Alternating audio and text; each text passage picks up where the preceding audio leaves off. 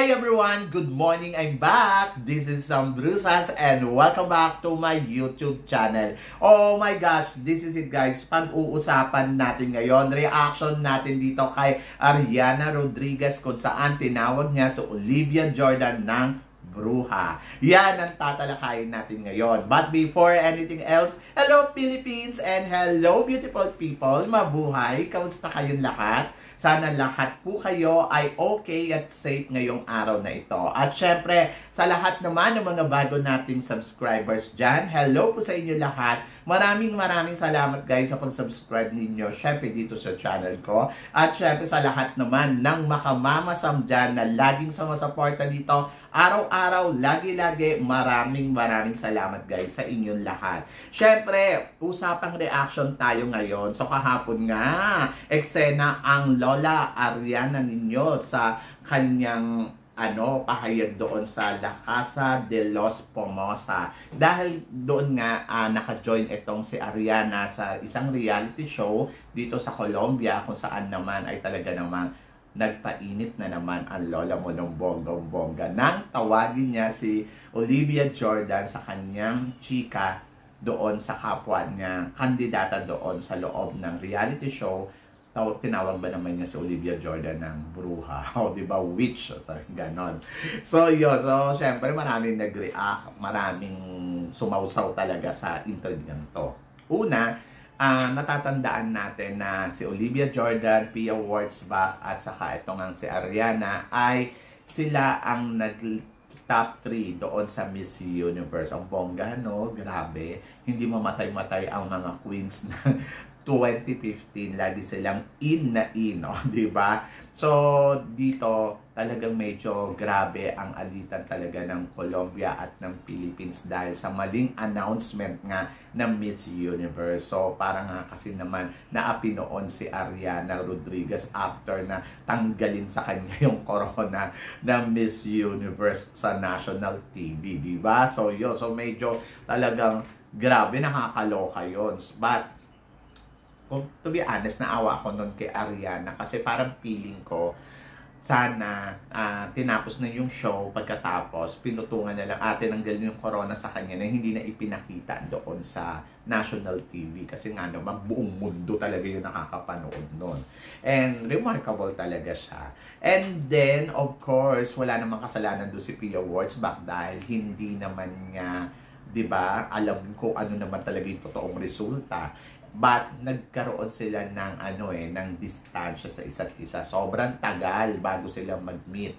And then, of course, maraming imbierna kay Ariana, marami din imbierna na mga Latinas sa Philippines. So, yun, ganon. But, dumating naman yung momento na nagkita nga si Pia Wurtzbach at saka si Ariana sa isang fashion show sa Italy yata, kung di ako nagkakamali. And then, ayun, nagkaroon sila ng together. France ba? Oo. So, nagkaroon sila ng get-together at nagkaayos. At doon na ipakita ng dalawang beauty queen na to na wala talagang alitan sa pagitan nilang dalawa. So, hindi ko lang alam kung sincere si Ariana. But, Pia Wurtzbach, napatunayan ko, she's a very sincere kasi nanawagan pa siya nung nakaraan lang, di ba? Na sinasabi niya nga sa sa kanyang social media na tulungan nga daw itong si Ariana Rodriguez dahil na mabo-vote out nga siya dito sa La Casa de los Pomosas. So, medyo nakakaloka dahil, in fairness kay Pia talagang grabe yung kanyang sincere pagiging isang friendship. But hindi ko lang alam talaga si Ariana kung gano'n siya ka-sincere. But hindi naman niya tinira doon si Pia Wurtzbach sa loob. Ang tinira naman niya si Olivia Jordan. Dahil si Olivia Jordan ay tinawag niyang witch. Kung saan, si Olivia Jordan kasi ito yung second runner-up. So nasabi niya yun dahil sa nakita daw na yung reaction ni Olivia nang tawagin siyang second runner-up, hindi daw matanggap-tanggap ito ni Olivia Jordan. So medyo naloka lang ako doon kasi parang ang tagal-tagal na ng panahon. Hanggang ngayon, ayan pa rin talaga yung, yung kwento mo. Wala ka na ba ibang kwento sa buhay? Kundi yung kung paano ka tinanggalan ng corona at kung ano yung na-experience mo noong 2015 at sa mga iba pang kandidata. So medyo parang nakakaloka lang. Parang kung iisipin mo, si Olivia Jordan, ang dami na nangyari sa kanyang maganda after ng mga pagsali niya sa pageant. And then, ayun nga, di ba, may asawa na si Olivia Jordan, nananahimik na yung buhay, and then may anak na, may negosyo. Kumbaga parang naiangat na ni Olivia Jordan yung sarili niya na sa katahimikan. Pero ito naman si Ariana, parang ang kwento ay yun at yun at yun at yun at yun pa din. Ano ba ate? Nakakaloka ka naman. So sana yung mga ganitong bagay, nag-move on na sila. And then dito nakita ko si Ariana na hindi siya ganun ka-matured. Yes! Kasi di ba parang iisipin mo, makaka-apekto pa ba to? Sobrang tagal na to. So ano yun? May galit siya kay Olivia Jordan. Hindi siya okay kay Olivia Jordan. Ayaw niya kay Olivia Jordan. Ganon. Kasi di ba parang banggitin mo pa ang pangalan ng taong nananahimik. But buti na lang ganun ka-matured si Olivia Jordan. At hindi na pinatulan ang mga sinabi ni Ariana. So ang sinabi lang niya ay, may you be held in love and kindness. O, diba? So, yun lang yung response niya sa pagtawag ni Ariana na witch sa kanya. So, bruha sa madaling salita. So, yun. So, nakakaloka. So, siguro yung mga panahon na yun, maaaring na-misinterpret din ni Adriana itong si Olivia Jordan, diba? So, maaaring yung reaction na nakita niya, parang, mali ako doon. Kasi ako minsan may mga ganun ako na parang pag tinignan ko, ba't ganito yung reaction niya na nakaka-off? Siguro dahil kaya ito naramdaman ni Adriana, dahil syempre, una, hindi pumanig sa kanya si Olivia Jordan. So, yon. Kasi di ba pumanig siya kay Pia Wurtzbach. So, parang, ang na-feel kasi doon ni Adriana, parang, ay, gusto niya talagang maging Miss Universe, Miss Philippines more than sa akin. So, yung ganon. Tapos, siguro, wala silang momento na nakapag-usap o hindi siguro na-congratulate or hindi nangamusta si Olivia Jordan dito kay Adriana. So, mga ganon. Kay Ariana. So, siguro, ganon talaga yung na-feel ni Ariana dito kay Olivia Jordan na parang hindi kami okay, hindi kami close dahil wala akong nakitang suporta sa kanya after ng mga nangyari. So, siguro. So, tingnan din natin yung side ni Ariana kung bakit niya nasasabi to kay Olivia Jordan. Kasi natatandaan natin na after talagang manalo si Pia Wurtzbach ay sinuportahan talaga ni Olivia Jordan etong si Pia Wurtzbach sa whole momento niya. At natatandaan pa nga natin, pumunta pa si Olivia sa di ba, sa Binibining Pilipinas para sa kanyang alam mo yung suporta kay Pia Wurtzbach noong pinutungan ng nag-farewell walk si Pia Wurtzbach sa Binibining Pilipinas. So, talagang syempre kahit sino nga naman, kahit naman kung ako yun, ganun din yung mararamdaman ko na parang, di ba? So, yun. So, kaya siguro natawag niyang bruha itong si Olivia Jordan. But siguro kasi yung mga nagpakatotoo lang siguro talaga si Ariana. Ang hirap kasi banggitin pangalan niya.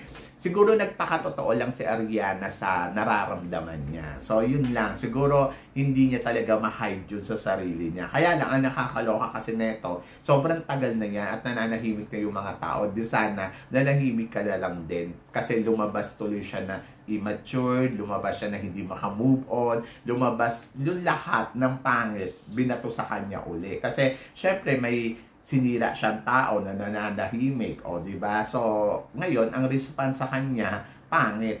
Either na, kahit na sabihin pa natin na ang sinasabi lang naman niya dito ay, kumbaga parang, ang gusto lang naman niya sabihin dito ay, ito yung reaction ko sa kanya. So, di ba? So, yon. So, nakakaloka. But, ang tanong dito, si Pia Wurtzbach, sino kaya ang papanigan? Kaya-kayang pagbatiin to ni Pia Wurtzbach? Kasi di ba best friend ni Pia Wurtzbach etong si Olivia Jordan. And then ngayon naman, friendship niya si Ariana. Eto nga nakaraan lang ay super promote siya.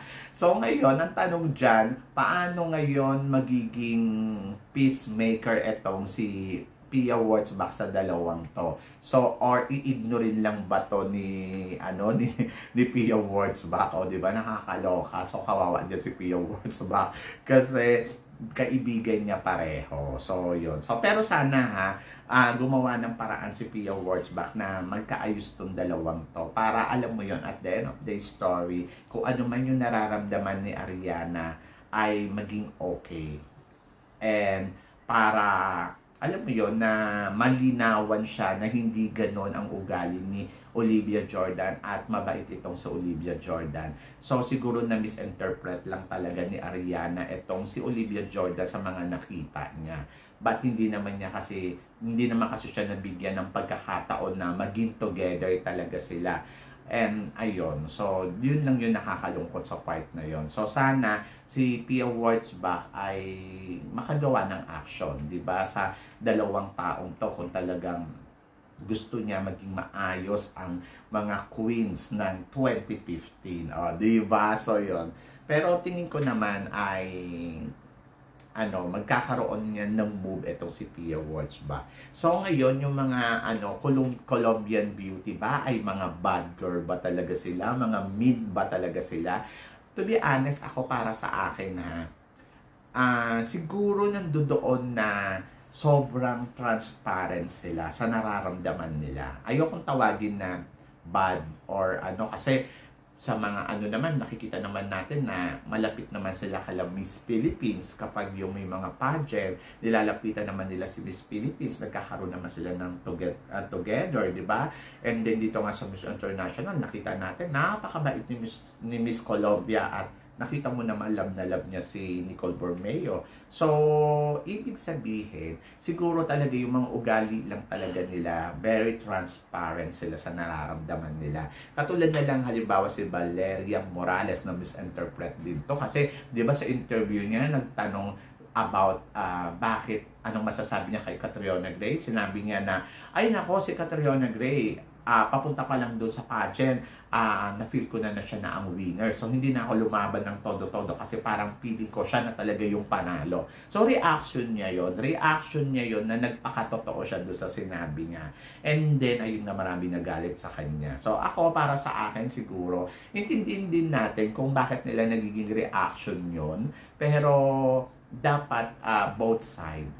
But para kasi tawagin mo kasi yung witch naman itong si Olivia Jordan. Talagang mawiwindang talaga yung buong mundo.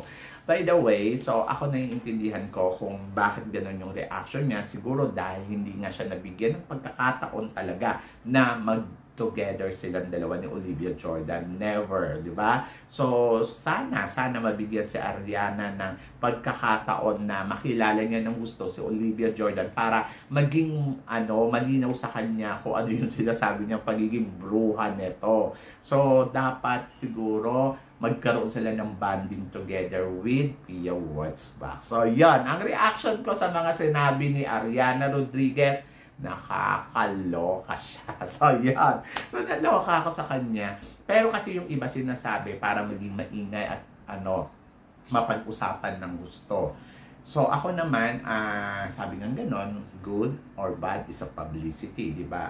But ako naman, sana naman, wag natin kakalimutan yung tinatawag na respeto. Respeto sa pananahimik ng tao, respeto at choices kasi ni Olivia Jordan. Kung sino yung gusto niya pakitaan ng magandang ugali or kung sino yung gusto niyang makilala siya ng gusto, di ba? At hindi niya choices si Miss Colombia during ng time na yon. Kaya, ganyan yung reaction ni Miss Colombia sa kanya. Pero, ang nakakaalam ng totoong ugali ni Olivia Jordan, syempre yung mga nakasama niya katulad ni Pia Wurtzbach, And then, siya mismo, so Olivia Jordan, alam niya sa sarili niya kung anong klaseng tao siya. And I think, ako, observation ko kay Olivia Jordan, isa siyang napakabuting tao. And then, ngayon na, di ba, kung titignan mo, maayos yung takbo ng buhay niya. So, yon. And then, si Ariana, ayan, tinatry niya pa rin yung mga opportunity na dumadating sa kanya. So, ang wish ko na lang sana ay magkaayos sila. Ang wish ko ay sana magkaroon sila ng momento na magkasama sila para mas makilala pa nila yung bawat isa ng bonggang-bongga. So, yun, may pagkaano kasi, immature kasi itong si Ariana sa mga siguro sa nararamdaman niya, yung kumbaga parang siguro nagpapakatotoo din lang naman siguro siya, no? So, yun.